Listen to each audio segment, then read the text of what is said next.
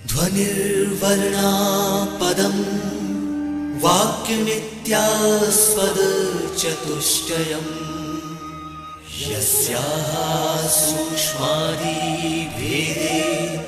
वाग्देवीं तामुपास्महे।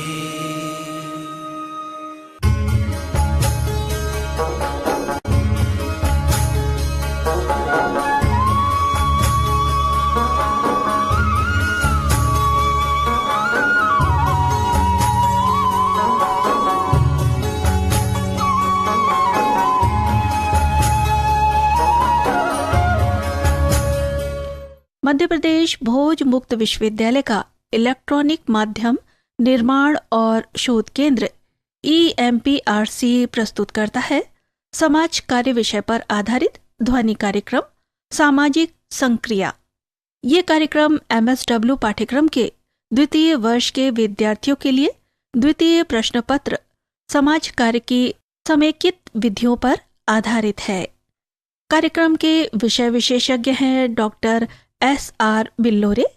इस कार्यक्रम का ध्वन्यांकन, संपादन और प्रस्तुतिकरण किया अमर बहादुर यादव ने। तो लीजिए सुनिए ध्वनि कार्यक्रम सामाजिक संक्रिया।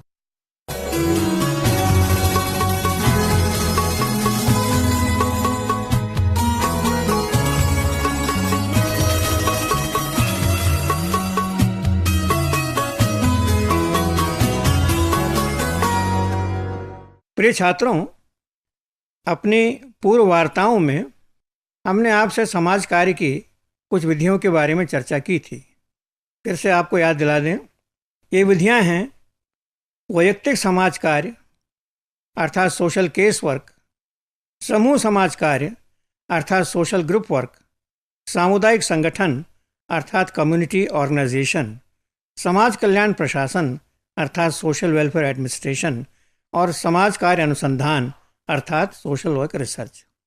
आज हम एक ऐसी विधि के बारे में चर्चा करने जा रहे हैं जिसका सीधा संबंध सामाजिक परिवर्तन से है। अभी जो पिछली 5 विधियों के मैंने आपसे नाम गिनाए, इन विधियों में आमतौर पर यह माना जाता है कि जैसे भी सामाजिक रचना हमको प्राप्त हुई है उसकी सीमाओं में रह कर के हमको अपना कार्य करना है, चाहे समस्या व्यक्ति की हो, चाहे समूह की हो, चाहे पूरे समुदाय की, गांव की या शहर की।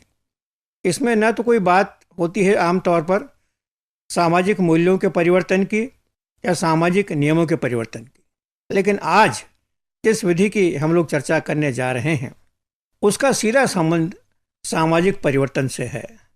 और ये सामाजिक परिवर्तन द्रुत होगा या धीमी गति से होगा ये बात अलग है, लेकिन इसका संबंध परिवर्तन से अवश्य है और इसीलिए समूह समाज कार्य जैसी विधियों की तुलना में इसको ज़्यादा रेडिकल या ज़्यादा आक्रामक भी माना गया है। इस विधि का नाम है सामाजिक संक्रिया या जिसको अंग्रेजी में कहेंगे सोशल एक्शन। जैसा कि आप जानते हैं, समाज की संरचना में जो मुख्य भूमिका होती है वो सामाजिक मूल्य हैं, रूढ़ियाँ भी होती हैं, रीति रिवाज होते हैं, और जब इनमें परिवर्तन की बात की जाती है तो फिर विरोध भी पैदा होता है, क्योंकि शताब्दियों से चले आ रहे नियमों, मूल्यों और रूढ़ियों को लोग आसानी से परिवर्तित करने के लिए तैयार नहीं होते हैं। तो ये सामाजिक संक्रिया का एक उद्देश्य है कि जो सड़ी गली रूढ़ियाँ हैं, जो हमारे मूल्य हैं, जो कालातीत हो चुके, जिनका कोई उपयोग नहीं है, ऐसे मूल्यों को क्यों न बदला जाए, क्योंकि इस तरह से गलत मूल्यों के कारण से समाज में समस्याएं पैदा होती हैं। जो रूढ़ियाँ चली आ रही हैं वो प्रगति के बजाय समाज को पीछे खींचने लगती है। तो सामाजिक कार्यकर्ताओं का एक बहुत बड़ा समूह इस बात का समर्थक है, इस बात का हामी है कि इनको परिवर्तित करने के लिए हमको अपने प्रयासों को और तेज़ करना चाहिए। तो आइए हम ये देखें आज कि सामाजिक संक्रिया नाम की विधि क्या है और इसका समूह समाज कार्य या वैयक्तिक समाज कार्य जैसी विधियों की तुलना में क्या स्थान है हमारी विधियों के समूह में। सबसे पहले इस संक्रिया के जो बड़े प्रसिद्ध विद्वान माने जाते हैं प्रोफेसर बाल्डविन, उनकी परिभाषा पर ध्यान दें। प्रोफेसर बाल्डविन के अनुसार सामाजिक संक्रिया सामाजिक तथा आर्थिक संस्थाओं में परिवर्तन लाने के उद्देश्य से किया गया सुसंगठित प्रयास। फिर से इसको मैं दोहरा रहा हूँ आपके लाभ के लिए। क्या है सामाजिक संक्रिया? आपने ध्यान दिया होगा, इसका उद्देश्य है परिवर्तन। परिवर्तन कहाँ पर? हमारी सामाजिक तथा आर्थिक संस्थाओं में। सामाजिक संस्था से तात्पर्य हो सकता है हमारी जाति, विवाह, परिवार, ये सब हमारी सामाजिक संस्थाएं हैं। तो इनमें अगर परिवर्तन लाने के उद्देश्य से कोई सुसंगठित और सामूहिक प्रयास अगर किया जा रहा है या किया जाएगा तो प्रोफेसर बाल्डविन के अनुसार उससे हम सोशल एक्शन या सामाजिक संक्रिया कहेंगे। और प्रोफेसर साहब ने इसके अंतर्गत जो कुछ नाम गिनाए हैं सुधार के या परिवर्तन के, वो इस प्रकार हैं। एक है राजनीतिक सुधार। सामाजिक संक्रिया के जरिए आप राजनीतिक सुधार लाने के लिए प्रयास कर सकते हैं। औद्योगिक प्रजातंत्र, अर्थात उद्योगों में मालिक की जितनी भूमिका है उतनी भूमिका श्रमिक की भी होनी चाहिए, और अगर नहीं है तो उसमें परिवर्तन लाया जाए, वो भी सामाजिक संक्रिया है। सामाजिक कानूनों में परिवर्तन। एक मैं छोटा सा उदाहरण आपको दूं कि हमारे यहाँ पर कुष्ठ रोगियों के बारे में एक कानून है, बहुत पुराना कानून, अंग्रेज़ों के टाइम का। और इस कानून का उद्देश्य जो कुष्ठ रोग से पीड़ित हमारे भाई बहन हैं उनकी रक्षा करना नहीं है, इन लोगों से समाज की रक्षा करना। और ऐसा कानून ताज्जुब की बात है कि आज तक चला आ रहा है। इस कानून के जरिए कुष्ठ रोगियों के ऊपर बहुत सारे प्रतिबंध लागू किए गए हैं। एक सामाजिक कानून नहीं है ये, इसका विरोध होना चाहिए, इसमें परिवर्तन होना चाहिए। इसी तरह से जो गांधी ने बातें की ब्रिटिश टाइम में, तो उन्होंने भी कुछ ऐसे कानूनों का विरोध किया, ऐसे कमीशनों की सिफारिशों का विरोध किया जो कि हमारे देश के हित में नहीं थे। ये भी सामाजिक संक्रिया के अंतर्गत ही आते हैं। इसके साथ में प्रोफेसर बाल्डविन के अनुसार प्रजातीय तथा सामाजिक न्याय, इसके लिए अगर कोई आप प्रयास कर रहे हैं संगठित होकर के, तो वो भी सामाजिक संक्रिया ही है। सामाजिक न्याय का मतलब कि समाज में जिन वर्गों को आपके और हमारे जैसे अधिकार प्राप्त नहीं है, जिनका दमन किया जाता है, उनको अगर न्याय दिलाने के लिए, उनके अधिकारों की रक्षा के लिए अगर हम कोई प्रयास करते हैं सामूहिक रूप से, तो वो भी सामाजिक संक्रिया है। उसी तरह से किसी समाज में एक धर्म विशेष के लोगों को अगर उनके स्वतंत्रता का हनन किया जा रहा है, तो उसको भी दिलाने के लिए सामाजिक संक्रिया का उपयोग हो सकता है। और इसके साथ में नागरिक स्वतंत्रता, सिविल फ्रीडम, ये भी सिविल इंडिपेंडेंस, इसके लिए भी सामाजिक संक्रिया का उपयोग किया जाता है। तो इनसे संबंधित जितने भी आंदोलन हैं, ये सामाजिक संक्रिया की परिभाषा के अंतर्गत ही आते हैं। यह परिभाषा हुई प्रोफेसर बाल्डविन की। आइए एक और परिभाषा से आपको परिचित कराएं। आपके जाने माने लेखक प्रोफेसर वॉल्टर ए फ्रिडलैंडर देखिए सामाजिक संक्रिया के बारे में क्या कहते हैं। उनके मुताबिक समाज कार्य के दर्शन, अर्थात सोशल वर्क के दर्शन, ज्ञान एवं कौशल के संदर्भ में वैयक्तिक, सामूहिक या अंतर सामूहिक प्रयास की एक प्रक्रिया को ही सामाजिक संक्रिया कहा जाता है। तो इसमें आपने कुछ बातें ध्यान दी होंगी उन पर। सबसे पहले ज़रूरी क्या है कि आपका दायरा वही हो जो समाज कार्य का दायरा है।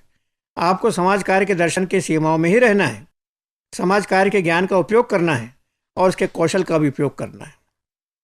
और इसमें जो प्रयास आपके होंगे वैयक्तिक भी हो सकते हैं, सामूहिक भी हो सकते हैं और अंतर सामूहिक भी हो सकते हैं।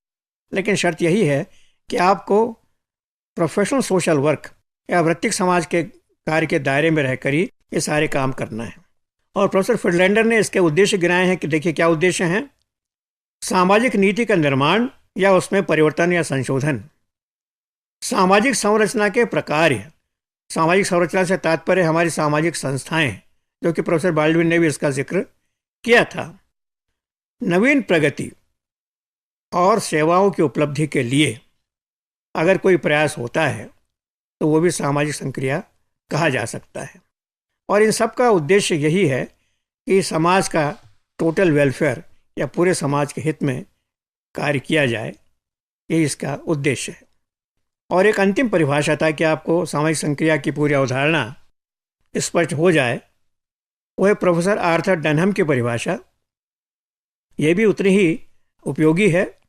उनके मुताबिक वर्तमान सामाजिक प्रथाओं या परिस्थितियों में परिवर्तन लाने या उसे रोकने के लिए सामाजिक कार्यकर्ताओं का या आंदोलनकारियों द्वारा सामाजिक रूप से वांछनीय लक्ष्यों की प्राप्ति के लिए शिक्षा, प्रचार, आग्रह और अथवा दबाव के माध्यम से किया जाने वाला प्रयास सामाजिक संक्रिया कहलाता है। लेकिन इस परिभाषा में आपको कुछ नई बातें मिलेंगी जो कि पूर्व परिभाषाओं में शायद आपने नहीं देखी होगी।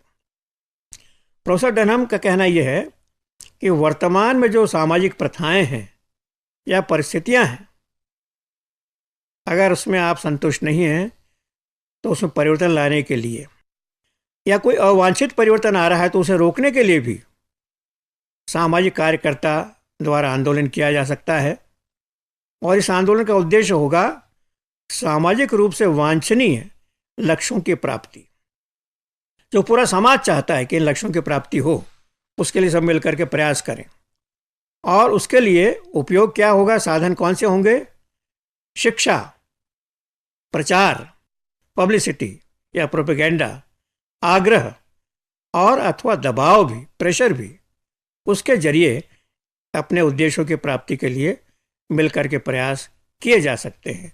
और यही सामाजिक संक्रिया की एक विशेष विधि है। तो प्रिय छात्रों, आइए अब देखें कि इन तीनों परिभाषाओं के विश्लेषण से हमको सामाजिक संक्रिया के बारे में कौन कौन सी प्रमुख जानकारी मिलती है।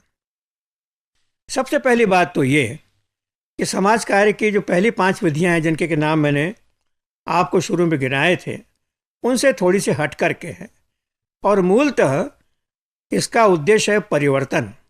समाज में परिवर्तन, समाज के ढांचे में परिवर्तन, समाज की रूढ़ियों में, मूल्यों में, संक्रियाओं में, प्रक्रियाओं में परिवर्तन। ये परिवर्तन मूलक विधि है, ये सामाजिक संक्रिया। दूसरी विशेषता या दूसरा गुण इसका है कि ये एक प्रजातांत्रिक विधि है, अर्थात इसमें सारे लोग मिलकर के ही प्रयास करेंगे, तभी इसको हम वांछनीय कहेंगे। तीसरी बात कि इसके क्रियान्वयन के लिए जनता में चेतना बहुत आवश्यक है।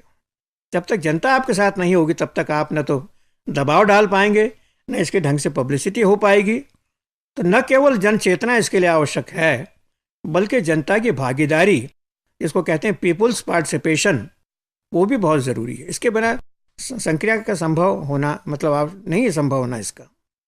अगली विशेषता कि जो भी कुछ करना है आपको, अगर आप हिंसक हो गए तो आप समाज कार्य के दायरे में नहीं हैं। अब आपने अगर डिस्ट्रक्शन की बात, तोड़फोड़ के विध्वंस की बात की, वो भी आप समाज कार्य के मूल्यों के दायरे के बाहर हो गए। इसलिए बहुत आवश्यक है, जैसे कि एक परिभाषा में कहा गया, कि आपको समाज कार्य के दर्शन और मूल्यों और सिद्धांतों के दायरे में रहकर ही काम करना है। अगर इससे बाहर हो गए तो इस सामाजिक संक्रिया हमारे मुताबिक तो नहीं होगी। एक और बात जो इन तीनों परिभाषाओं में एक तरह से छिपी हुई है, लेकिन इसका भी आपके सामने लाया जाना परम आवश्यक है, और वो ये है कि इस प्रक्रिया में जो सामाजिक कार्यकर्ता होता है, उसकी भूमिका नेता की नहीं होती है, उसकी भूमिका होती है उत्प्रेरक की, जिसको अंग्रेजी में कहते हैं कैटलिस्ट या सहायक की। ये नहीं कि आप लोगों को इकट्ठा करके आंदोलन करें और वक्त आने पर आप नेता बन जाएं, एमएलए एमपी बन जाएं, या किसी पॉलिटिकल पार्टी के ऑफिस बेरर या पदाधिकारी बन जाएं। ये हमारे सामाजिक कार्यकर्ता का उद्देश्य नहीं है। हमको तो जनता को मोटिवेट करना है, उसको संगठित करना है और एक व्यवस्थित तरीके से वांछित दिशा में उसको प्रवाहित करना है, उसकी जनशक्ति को। एक और विशेषता इसकी कि यह जो विधि है ये पूरी तरह से अहिंसावादी है और पूरी तरह से प्रजातांत्रिक है। हिंसा अगर इसमें है तो हमारे हिसाब से नहीं है, और अगर इसमें प्रजातंत्र के सिद्धांतों का पालन अगर नहीं किया जा रहा है तो भी ये हमारे हिसाब से सामाजिक संक्रिया नहीं होगी। और एक और बात इसमें स्पष्ट करना आवश्यक है कि कई बार सामाजिक संक्रिया की परिणति एक नए कानून के निर्माण में होती है या किसी पुराने कानून के संशोधन में होती है, लेकिन कानून में परिणति या संशोधन आवश्यक नहीं है। कानून इसके अंत में बन सकता है, जैसा कि राजा राममोहन रॉय ने किया, लेकिन कोई आवश्यक नहीं है। तो इसमें बहुत बड़े जो सिद्धांत जिनको आपने अभी देखा, इसकी अवधारणा को आपने देखा, उसमें 2-3 उदाहरण बहुत हमारे लिए उपयोगी होंगे। एक बड़ा ज्वलंत उदाहरण इसका है आप लोगों ने नाम सुना होगा हमारे देश के सुप्रसिद्ध समाज सुधारक राजा राममोहन रॉय। और ये भी आप जानते होंगे कि राजा राममोहन रॉय का नाम सती प्रथा के उन्मूलन से जुड़ा हुआ है। तो जब राजा राममोहन रॉय की भाभी जबरन सती बनाई गई और राममोहन रॉय उस समय ज़्यादा उम्र नहीं थी उनकी, तभी उन्होंने संकल्प कर लिया था कि इस देश से सती प्रथा का उन्मूलन हर हालत में करना है। तो पहले तो अकेले ही चले वो, उनका विरोध हुआ, कई लोगों ने उनके मजाक भी हंसी भी उड़ाई उनकी, लेकिन वो डटे रहे और जिन प्रक्रियाओं जिन विधियों के बारे में मैंने आपसे चर्चा की थी उन सारी विधियों का उपयोग उन्होंने किया। जन शिक्षा, प्रचार, उन्होंने पंडितों को ललकारा। शास्त्रार्थ के लिए वो स्वयं बहुत बड़े विद्वान थे कि बताइए कि हमारे धार्मिक ग्रंथों में, हमारे शास्त्रों में कहाँ लिखा है कि सती प्रथा आवश्यक है। फारसी के विद्वान थे, संस्कृत के विद्वान थे और अंग्रेजी के विद्वान तो थे ही वो। तो इस आंदोलन को इस रूप में वो ले गए कि अंत में जाकर के, उस समय हमारे कानून ब्रिटिश पार्लियामेंट बनाया करती थी, इंग्लैंड जाकर के उन्होंने इसकी लॉबिंग की, इसके लिए प्रचार किया सांसदों के बीच में, जनता के बीच में, और सती प्रथा के खिलाफ कानून पारित करवा कर ही दम लिया। इसमें कहीं कोई हिंसा नहीं थी, अकेले का कोई इसमें वो नहीं था, डिक्टेटरशिप नहीं थी। राजा राममोहन रॉय ने देश की जनता को साथ लेकर के इस कदर दबाव बनाया हमारे अंग्रेज शासकों के ऊपर कि न चाहते हुए भी उनको सती प्रथा के खिलाफ कानून पारित करना पड़ा। एक और ज्वलंत उदाहरण है, वो है हमारे राष्ट्रपिता महात्मा गांधी का। उनकी जीवनी तो सामाजिक संक्रिया के उदाहरणों से भरी पड़ी है। महात्मा गांधी के नेतृत्व में लगभग 33 साल तक, जब वो दक्षिण अफ्रीका से आए 1920 में, उसके बाद से लेकर 1947 तक पूरा देश उनके पीछे लामबंद हो गया था। और गांधी के अहिंसा के सिद्धांतों से तो पूरी दुनिया परिचित है। उनके प्रजातंत्र में जो आस्था थी उससे सभी लोग परिचित हैं। तो महात्मा गांधी के नेतृत्व में देश ने एक लक्ष्य तय किया कि हमको अपनी स्वतंत्रता प्राप्त करनी है, और इस आज़ादी की लड़ाई के लिए उन्होंने अहिंसा का पालन किया। प्रजातंत्रों के सिद्धांत के आधार पर उनका आंदोलन चला, और देखते देखते इस स्वतंत्रता आंदोलन के साथ में कुछ ऐसी बातें भी जुड़ गई जो कि इस देश की आर्थिक और सामाजिक प्रगति में बहुत सहायक हुई। महात्मा गांधी ने कहा था कि मेरा एकमात्र उद्देश्य राजनीतिक आज़ादी नहीं है, राजनीतिक आज़ादी तो मिलना ही चाहिए, लेकिन आज़ादी पूरी तब नहीं होगी जब तक कि हमको सामाजिक और आर्थिक स्वतंत्रता भी न मिले। तो अपने इस आज़ादी के आंदोलन के साथ में उन्होंने छुआछूत उन्मूलन, शराबबंदी और इस तरह की चीज़ें भी जोड़ी। और उनका जो 19 सूत्री सिद्धांत है, जो कहना चाहिए कार्यक्रम में घोषणा पत्र है, वो इस बात का द्योतक है कि गांधी ने देश की सामाजिक और आर्थिक स्वतंत्रता को भी उतना ही महत्व दिया जितना कि राजनीतिक स्वतंत्रता को दिया। तो महात्मा गांधी का जो आज़ादी का आंदोलन था एक बहुत अच्छा उदाहरण है सामाजिक संक्रिया का। अब आइए हम ये देखें कि सामाजिक संक्रिया के सिद्धांत क्या हैं। इस पर समाज कार्य के एक बहुत प्रसिद्ध विद्वान प्रोफेसर G.A. ब्रिटो, उनके द्वारा गांधी जी के 33 सालों के आंदोलन के विश्लेषण के बाद कुछ सिद्धांत निर्धारित किए गए जो इस प्रकार हैं। सामाजिक संक्रिया का पहला सिद्धांत, विश्वसनीयता का निर्माण। आप अगर स्वयं विश्वसनीय नहीं हैं, अगर लोगों के मन में आपके प्रति शंका है, आपके चरित्र के बारे में, आपके क्रियाकलापों के बारे में, आपके नियत के बारे में, तो जनता आपके साथ में नहीं आएगी।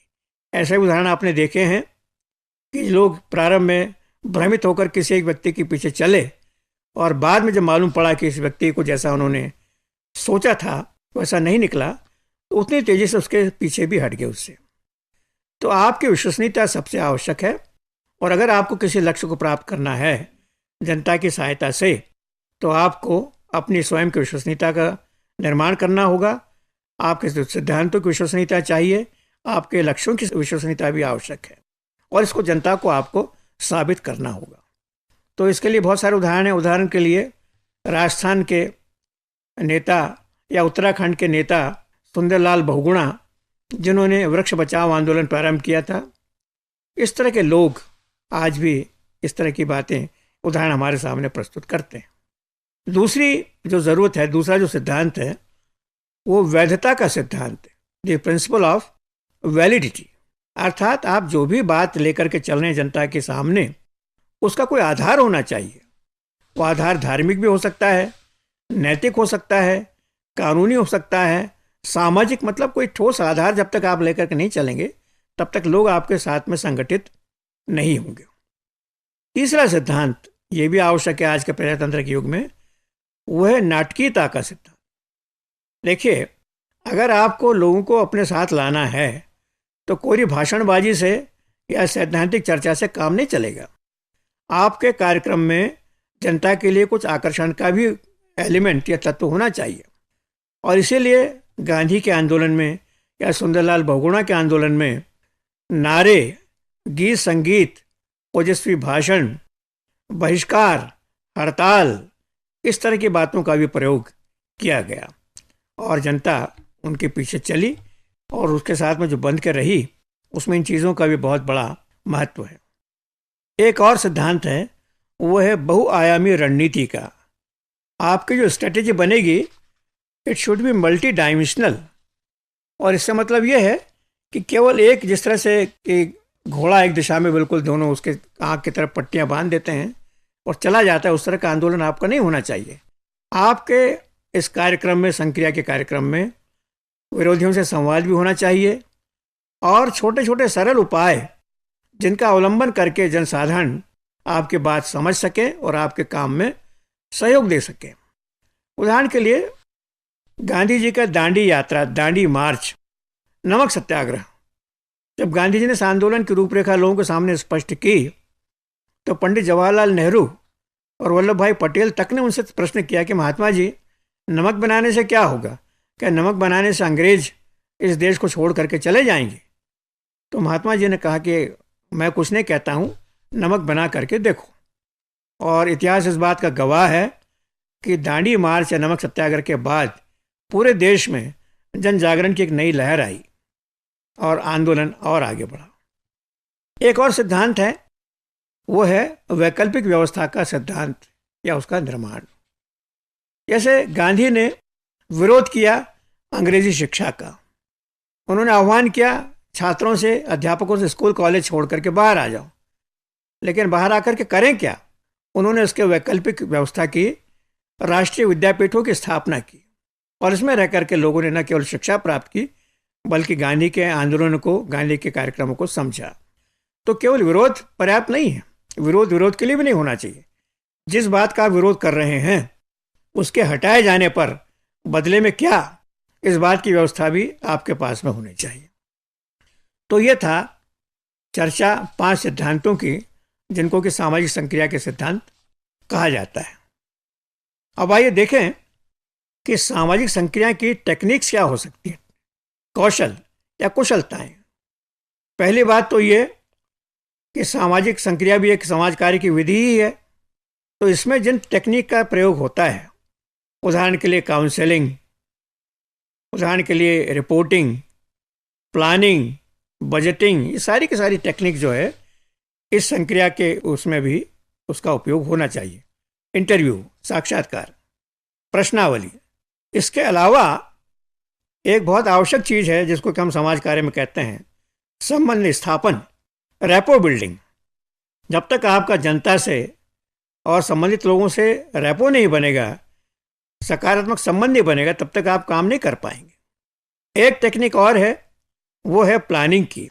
अंधाधुंध अगर काम करेंगे तो जिस तरह से बाढ़ की नदी आसपास के किनारों को उसमें तबाही लाती है, उसी तरह से आपने जन चेतना तो उसका उद्भव कर दिया, आपने उसको पैदा कर दिया, निर्माण कर दिया, लेकिन अगर आपने उसके उपयोग के लिए प्लानिंग नहीं किया है तो उसका दुष्परिणाम ही होगा। एक और इसकी कुशलता है, कौशल है, टेक्निक है, वो है लीडरशिप की। आपके आंदोलन के माध्यम से स्थानीय स्तर पर नेता सामने आने चाहिए, उनको आपका कार्यक्रम भली भांति समझा दिया जाना चाहिए और वो भी अपने अपने स्तर पर छोटे छोटे समूह को नेतृत्व दें। एक और टेक्निक आवश्यक है सामाजिक संक्रिया में, वो है कोऑर्डिनेशन की या समन्वय की। आंदोलन जब बड़ा रूप लेता है तो उसको संभालना बहुत कठिन हो जाता है, तो अलग अलग हिस्सों में समन्वय स्थापित करना ये भी बहुत आवश्यक है। एक और इसमें आवश्यक है कि जब आंदोलन चलता है, विराट रूप धारण करता है, तो कोई ऐसे लोग भी आंदोलन में घुस जाते हैं जो कि अंदर से सैबोटेज या भितरघात करते हैं उनके ऊपर भी निगाह रखना, उनको पहचानना और उन्हें दूर करना। सामाजिक संक्रिया में शोध कार्य का भी महत्व है, ये भी टेक्निक बहुत आवश्यक है। उदाहरण के लिए जब गांधी ने अपना आंदोलन चलाया तो एक बड़े प्रसिद्ध व्यक्ति थे उनके समय में, पंडित सुंदरलाल। उन्होंने एक ऐसी किताब लिखी जो कि छपने के साथ ही अंग्रेज़ों ने उसको जब्त कर लिया, लेकिन फिर भी उसका प्रचार प्रसार बहुत हुआ। इस किताब का नाम था भारत में अंग्रेजी राज, और इस किताब में ब्रिटिश शासन की जितने भी दोष थे, जितनी बुराइयां थी, कैसे लोग शोषण कर रहे हैं भारत का, उसको गिनाया गया था। तो पंडित सुंदरलाल ने अपने ढंग से रिसर्च की और सारे आंकड़ों को जनता के सामने वो लेकर के आए, और इसी को देखते हुए जनता को समझ में आया कि खादी की क्या उपयोगिता है, ग्रामोद्योग क्यों आवश्यक हैं, इत्यादि इत्यादि। एक और चीज़ आवश्यक है, वो है संतुलन बनाए रखना। जैसे कि मैंने शुरू में भी आपसे कहा था कि आंदोलन के नेता को या सामाजिक संक्रिया के सामाजिक कार्यकर्ता को अपना दिमाग बहुत ठंडा रखना है और छोटी मोटी चीज़ों से उसको विचलित नहीं होना है। हो सकता है आंदोलन में अलग अलग गुट बन जाएं और ये गुट आपस में ही लड़ने लगें, तब भी उसको तटस्थता से काम लेना है और कोशिश करना चाहिए कि भितरघात से और पारस्परिक संघर्ष से आंदोलन को नुकसान न पहुंचे। सामाजिक संक्रिया में प्रशासन कौशल भी आवश्यक है। प्रशासन कौशल से मतलब यह है कि आंदोलन के दौरान जो भी छोटी मोटी संरचनाओं का निर्माण होता है आवश्यकता अनुसार, उनको कैसे चलाया जाए, कैसा उनका उपयोग किया जाए, ये भी आवश्यक है। महात्मा गांधी ने अपने जीवन काल में, संघर्ष काल में, देश में अनेक आश्रमों की स्थापना की, कई NGOs की स्थापना की उन्होंने, जो अशासकीय संस्थाएं थी, और ये उन्होंने देखा, तय किया कि इनका जो कार्यकाल है, इनका जो कार्यप्रणाली है, वो उनके मूल्यों के हिसाब से ही निरंतर चलती रहे। उसके साथ में सामाजिक संक्रिया की सफलता के लिए भी ज़रूरी है कि हम ऐसे नेता तैयार करें जो आगे चल करके इसका भार अपने कंधों पर ग्रहण कर सकें। ट्रेनिंग, जो चुनिंदा कार्यकर्ता हैं जो आगे चल कर नेतृत्व दे सकते हैं, उनको पहचानना और उनकी ट्रेनिंग करना। और उसी तरह से संचार भी एक बहुत महत्वपूर्ण विधि है, संवाद एक बहुत महत्वपूर्ण विधि है। अर्थात 3 स्तरों पर हमको अपना संवाद या संचार जारी रखना चाहिए। पहला संवाद अपने विरोधी से, अगर कोई विरोधी है इस आंदोलन का, उससे। दूसरा संवाद समूह के, जो आपके सामाजिक संक्रिया में जो लोग भाग ले रहे हैं, उनमें भी परस्पर संचार, संवाद होते रहना चाहिए। और तीसरा जो परम आवश्यक है, वो है जनता से संवाद। जनता को हम अपनी बातें बताते रहें कि हम ये क्यों कर रहे हैं और जनता क्या चाहती है, जनता से भी हम सुनते रहें। और एक और बड़ी आवश्यक टेक्निक है, और वो है लॉबिंग की, प्रचार की। अर्थात निरंतर हम लोगों को बताते रहें, प्रचार करते रहें कि हमारे इस आंदोलन के, हमारी सामाजिक संक्रिया के क्या लक्ष्य हैं, समाज को उससे क्या लाभ होगा, हम क्या किन विधियों का अवलंबन करना चाहते हैं या कर रहे हैं, और इसमें आपकी भागीदारी क्यों आवश्यक है, और किस प्रकार से इस आंदोलन में या इस संक्रिया में आप अपना योगदान दे सकते हैं।